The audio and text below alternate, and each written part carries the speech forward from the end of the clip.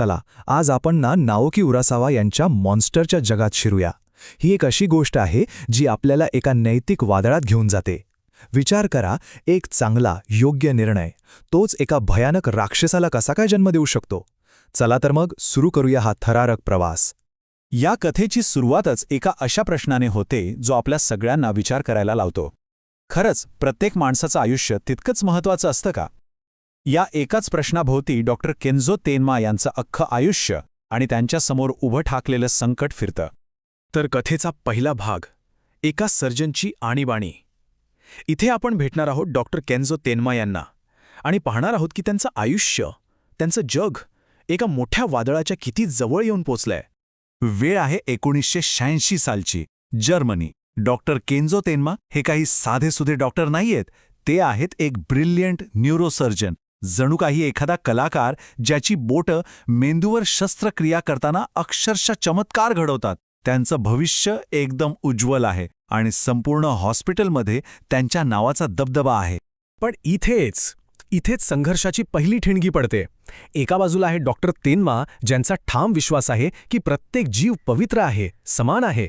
आणि दुसऱ्या बाजूला आहे हॉस्पिटलचं राजकारण, ज्यांना फक्त प्रतिष्ठा, पैसा आणि प्रभावशाळी रुग्ण दिसतात.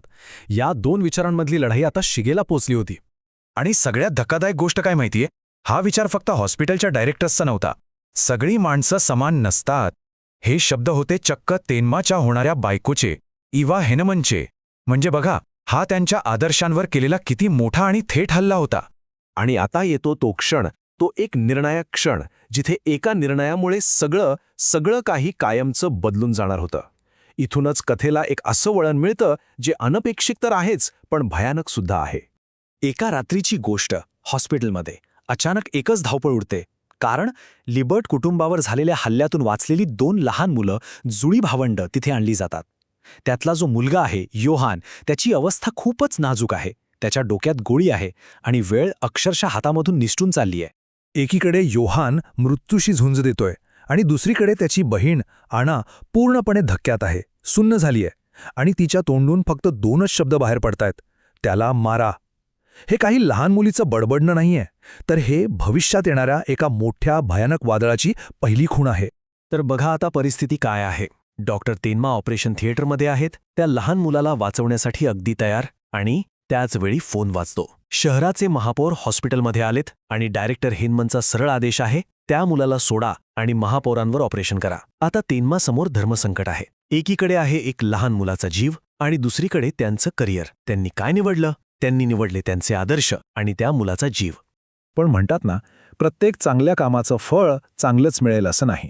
आणि डॉक्टर तेन्माच्या बाबतीत तर हे अगदी खरं ठरलं. त्या एका निर्णयाची त्यांना खूप मोठी किंमत चुकवावी लागली. पाहूया काय झालं ते. झालं असं की महापौरांचा मृत्यू झाला आणि त्यांचं आयुष्य एका झटक्यात उद्ध्वस्त झालं. करिअरमधली प्रगती थांबली. न्यूरोसर्जरीच्या चीफ पदावरून त्यांना काढण्यात आलं. त्यांची होणारी बायको इवा त्यांना सोडून गेली आणि पाहता ते संपूर्ण हॉस्पिटलमध्ये एकटे पडले. एका लहान मुलाचा जीव वाचवण्याची ही किंमत त्यांना चुकवावी लागली. आणि या सगळ्या निराशेमध्ये पूर्णपणे तुटलेले तेन्मा त्या बेशुद्ध योहानजवळ जातात आणि आपल्या मनातली एक गोष्ट बोलून टाकतात. ते कुजबुजून टाकतात की ज्यांनी माझं आयुष्य असं बर्बाद केलंय ते मेले असते तर बरं झालं असतं. हा एक असा क्षण होता, एक मानवी दुर्बलतेचा क्षण, जो पुढे जाऊन त्यांना आयुष्यभर छळणार होता. आणि मग काहीतरी अविश्वसनीय घडतं. ज्या डायरेक्टर हेनमन आणि इतर 2 डॉक्टरांमुळे तेन्माचं करिअर धोक्यात आलं होतं, ते तिघंही रहस्यमयरित्या मृत सापडतात. आणि इतकंच नाही, तर त्याच वेळी ती दोन्ही जुळी मुलं योहान आणि आना हॉस्पिटलमधून गायब होतात, जणू काही हवेत विरून जातात. अर्थात या सगळ्यामुळे पहिला संशय तर तेन्मावरच येतो. पण त्यांच्या विरुद्ध एकही पुरावा नसतो. आणि गंमत बघा, त्यांच्या मार्गातले सगळे काटे आपोआप दूर झालेले असतात. ज्या पदावरून त्यांना हाकललं होतं त्याच शस्त्रक्रिया प्रमुख पदावर त्यांची नेमणूक होते. त्यांच्या एका नैतिक निर्णयाचं फळ त्यांना अशा भयानक पद्धतीने मिळतं. आता आपण गोष्टीत एक मोठी उडी घेणार आहोत, तब्बल 9 वर्षांची. कारण तेन्माच्या त्या एका निर्णयाचा खरा आणि अधिक भयानक परिणाम तो आता समोर येणार होता. भूतकाळ परत येत होता एका मॉन्स्टरच्या रूपात. तर 9 वर्ष उलटून गेली आहेत. डॉक्टर तेन्मा आता हॉस्पिटलचे यशस्वी प्रमुख आहेत. सगळं काही शांत आहे. पण ही शांतता फार काळ टिकणारी नसते. तेन्मा आता शस्त्रक्रिया प्रमुख आहेत आणि त्यांच्याकडे उपचारासाठी एक गुन्हेगार येतो. तो एका मॉन्स्टरबद्दल बोलू लागतो. तो सांगतो की एक असा करिश्माई तरुण आहे जो लोकांना अक्षरशः हाताशी धरून त्यांना मारायला प्रवृत्त करतो. हे 9 वर्षांपूर्वी सुरू झालेल्या त्या वादळाचं पहिलं चिन्ह होतं. तो गुन्हेगार हॉस्पिटलमधून पळून जातो आणि तेन्मा त्याचा पाठलाग करतात. ते पोहोचतात एका पडक्या बांधकाम साईटवर आणि तिथे जे दृश्य दिसतं ते पाहून त्यांना धक्काच बसतो. तो गुन्हेगार बंदुकीच्या धाकावर असतो आणि ज्याच्या हातात बंदूक आहे तो तरुण तो शांतपणे तेन्माकडे बघतो आणि म्हणतो, ज्यांनी मला वाचवलं त्यांना मी कधीही इजा पोचवणार नाही. ते शब्द, तो आवाज, तो चेहरा, तेन्माच्या पायाखालची जमीनच सरकते.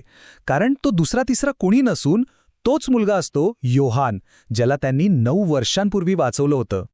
आणि मग ते भयानक सत्य उघड होतं. हो, तो योहान लिबर्टच असतो. तो शांतपणे त्या गुन्हेगाराला गोळी घालतो आणि तेन्मांना सांगतो की 9 वर्षांपूर्वी त्या डॉक्टरना त्यानेच मारलं होतं. का? तर धन्यवाद म्हणून. एक थँक्यू गिफ्ट, ज्या डॉक्टरने त्याचा जीव वाचवला त्यांच्यासाठी. तेन्मांच्या एका नैतिक कृतीने एका मॉन्स्टरला जन्म दिला होता. आणि त्या क्षणी डॉक्टर तेन्मा पूर्णपणे कोसळतात. त्यांच्या मनात फक्त एकच प्रश्न घुमत राहतो, मी हे काय करून बसलो? त्यांच्या एका चांगल्या निर्णयाने जगात एका राक्षसाला मोकाट सोडलं होतं. हा प्रश्न फक्त त्यांचा नाहीये, हा प्रश्न आपल्यालाही विचार करायला लावतो. खरोखरच चांगुलपणाची किंमत काय असते?